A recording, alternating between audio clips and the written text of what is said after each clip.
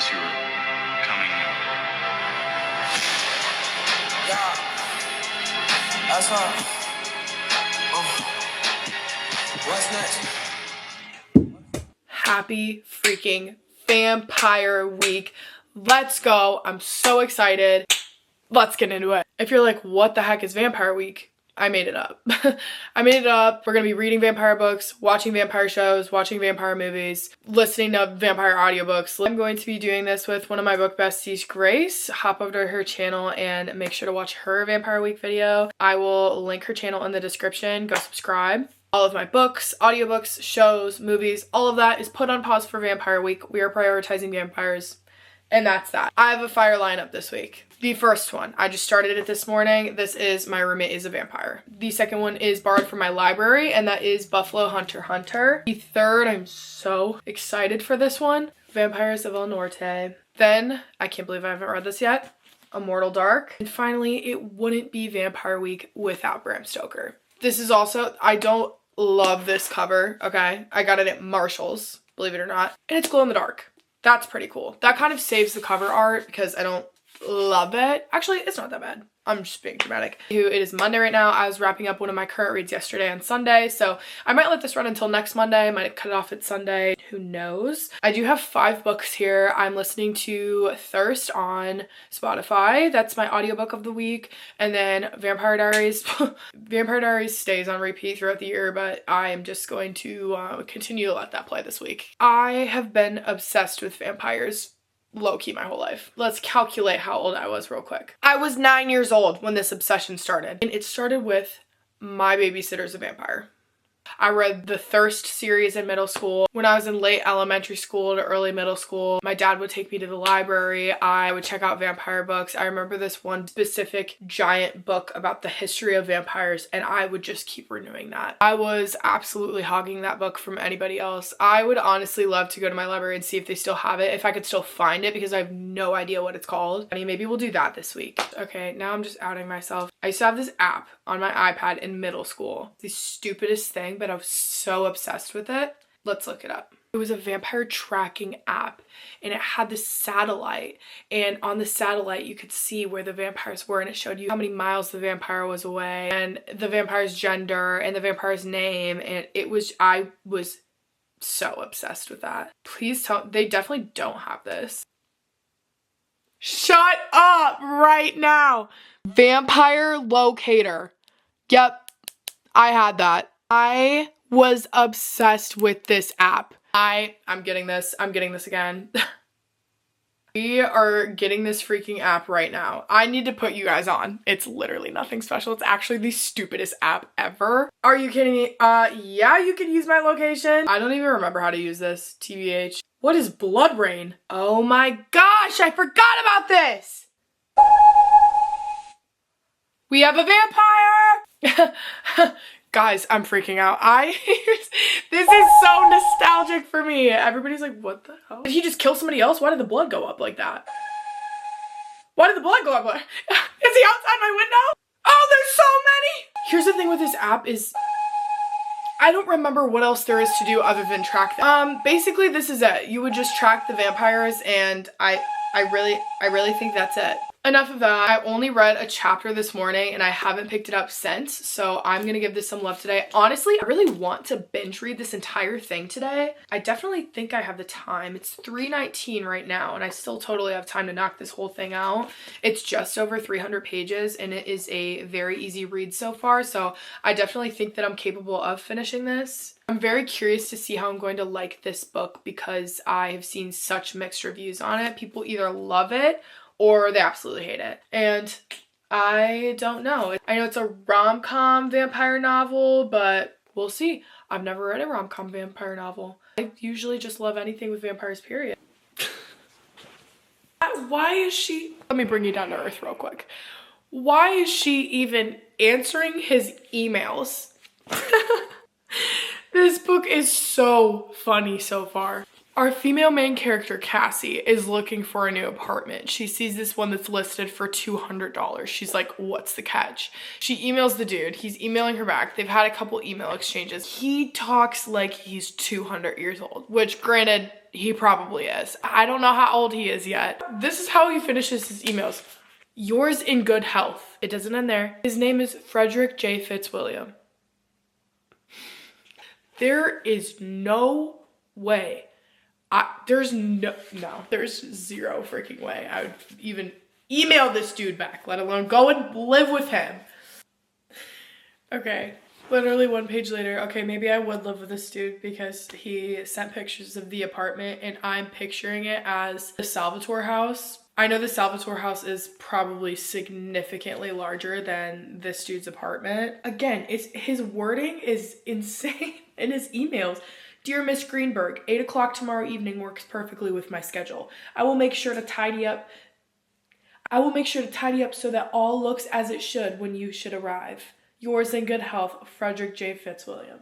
I will make sure to tidy up so that all looks as it should when you should arrive. There's no way. If he's described anything like Damon Salvatore, type however you want. I will come, I will be your roommate.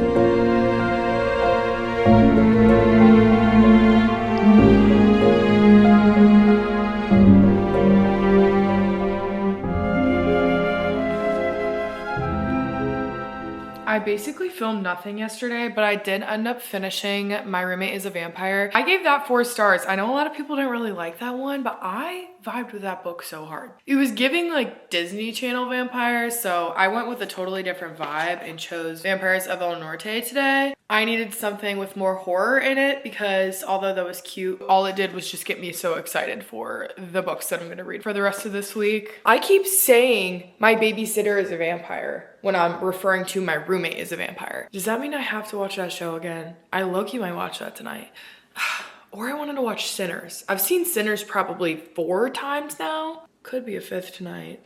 At Vampires of El Norte today. I am 37 pages into this so far. I need to lock into this. This is very, very good. Very good. I have heard such high reviews on this book and I'm so excited. I went to Half Price Books today. I took a bunch of my books that were on my bookshelf or next to my bookshelf that I just didn't really vibe with anymore. And I took them to sell at Half Price Books, took the store credit and bought more books. I did get a variety of new vampire books as well. So I might throw that in this week as well. I know my week gets a little bit busier at the end of the week, but as of right now, I need to lock in so I could get to more books. And I feel like that is very possible. I have a couple errands to run this evening, but once I get home later, then we can lock in on this together. We can do it. And then we will watch some sort of vampire show, probably My Babysitter's Vampire, and cozy in for the night. It seriously could not have been a better week to do Vampire Week than this week because this entire week the forecast is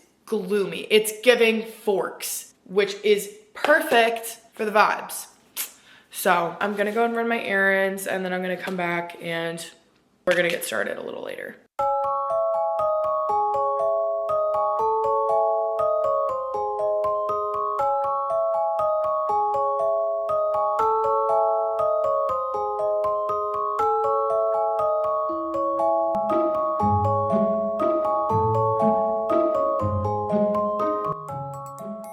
I started Vampire Week last Monday. I ended up extending it just because I love vampires that much. It is now the following Wednesday.